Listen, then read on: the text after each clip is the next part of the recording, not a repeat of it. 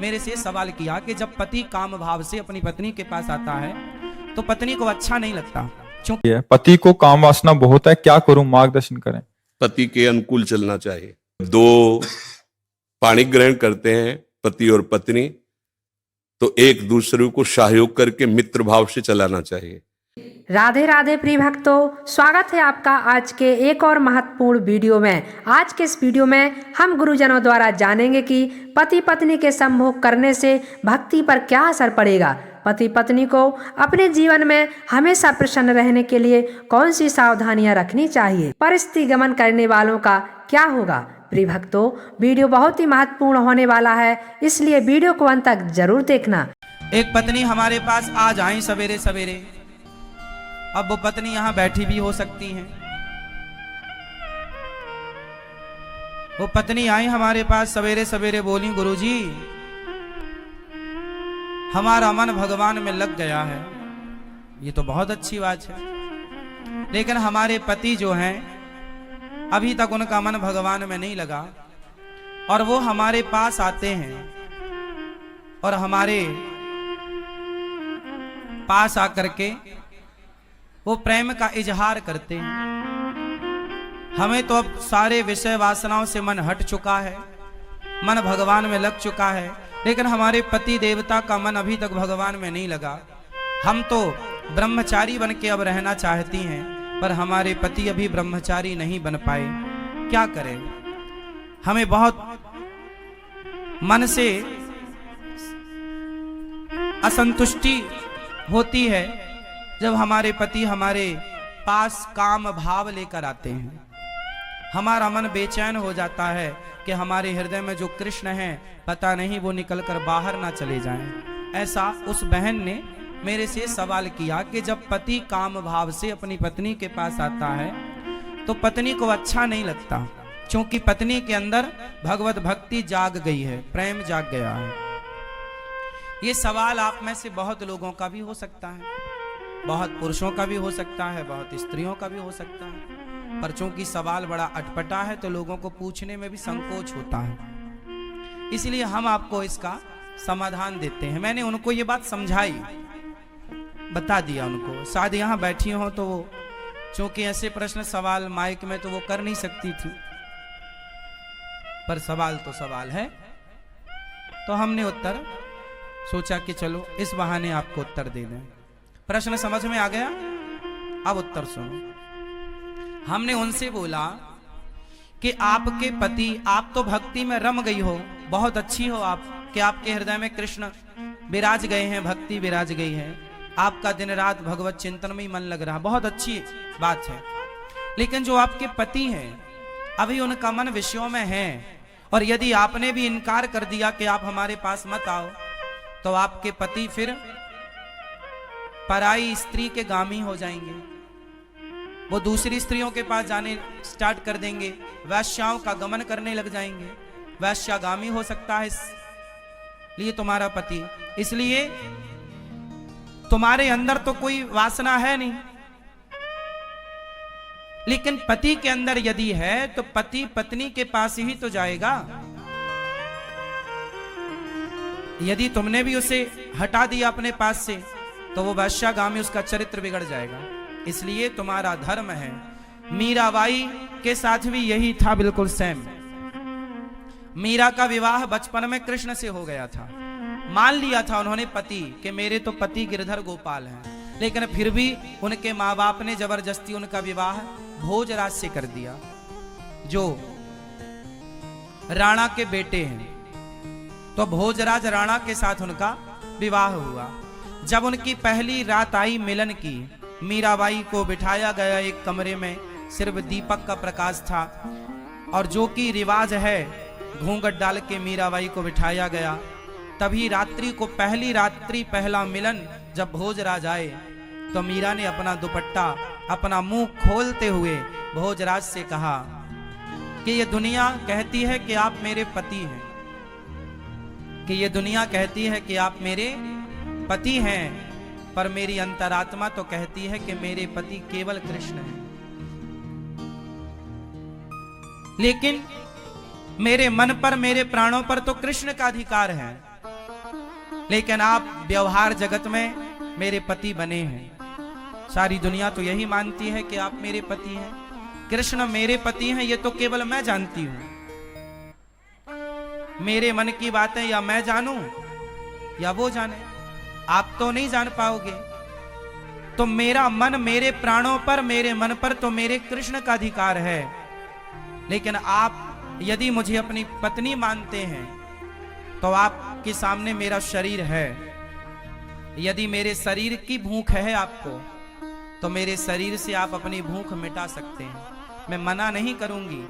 आप मेरे शरीर से अपनी भूख मिटा लीजिए, लेकिन मेरे मन पर, मेरे प्राणों पर तो मेरे गिरधर गोपाल का ही वश है, कब्जा है।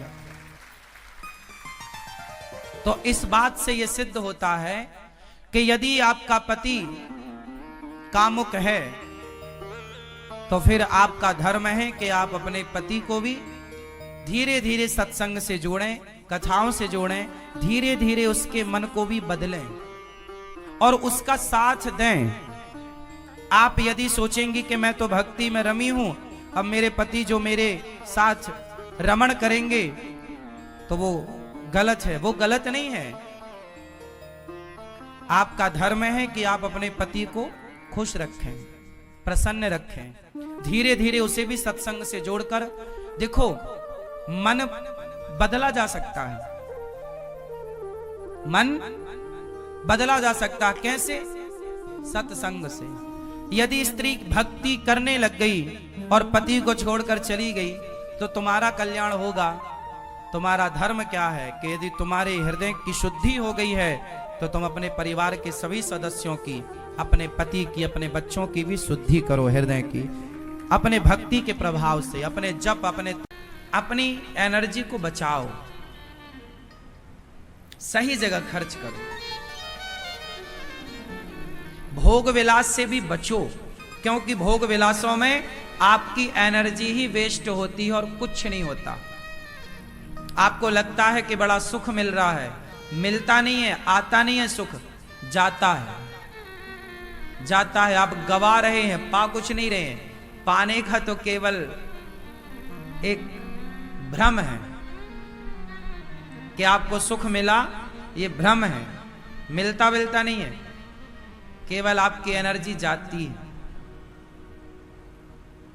लेकिन माया इतनी प्रबल है भगवान की कि भोग विलास ने आज व्यक्ति को इतना अंधा बना रखा है कि लोग उसके बिना रह ही नहीं पाते। यही तो ईश्वर की माया है। लोग समझ कहां पा रहे हैं कि हमारे लिए क्या सही है, क्या गलत है। ये चीज एक हद तक सही है।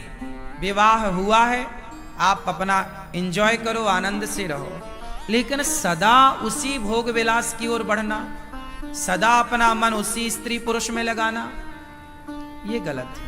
अब मन लगा है ना, अब हटाओ, हटाओ मन को। वो कछुआ होता है ना, कछुआ समय अनुकूल देखता है तो पांव बाहर कर लेता है, हाथ बाहर कर लेता है और मुंह बाहर कर लेता है, चलता है ऐसे ऐसे।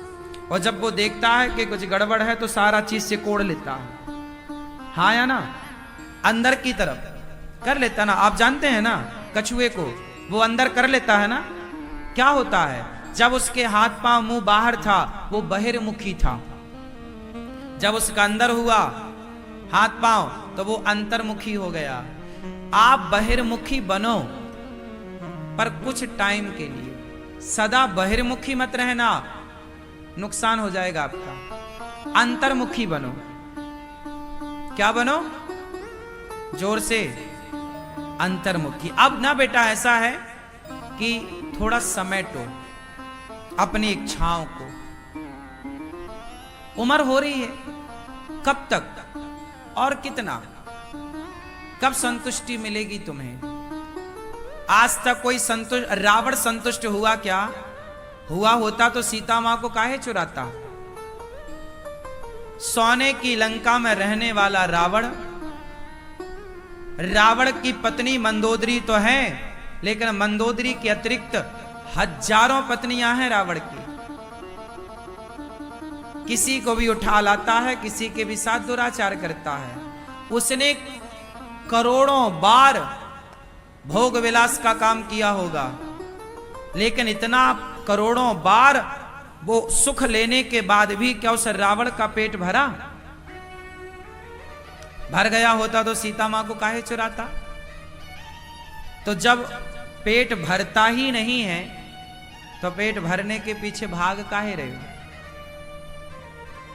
इसलिए पेट किसी का भरा हो तो उसका नाम बताओ, तुम्हारा भर जाएगा। इसलिए समझदारी यही है कि मन को धीरे से सबसे निकालो और आप निकाल कर भगवान के चरणों में अपने मन को समर्पित कर दो, धीरे धीरे कछुए की तरह। प्रिय सखी, गुरुदेव भगवान के चरणों में कोटि कोटि नमन।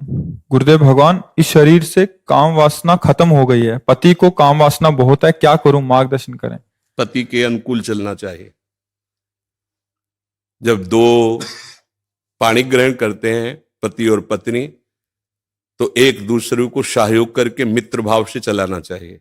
हमें अपनी रुचि दूसरे पर नहीं थोपनी चाहिए, बात ध्यान रखना चाहिए।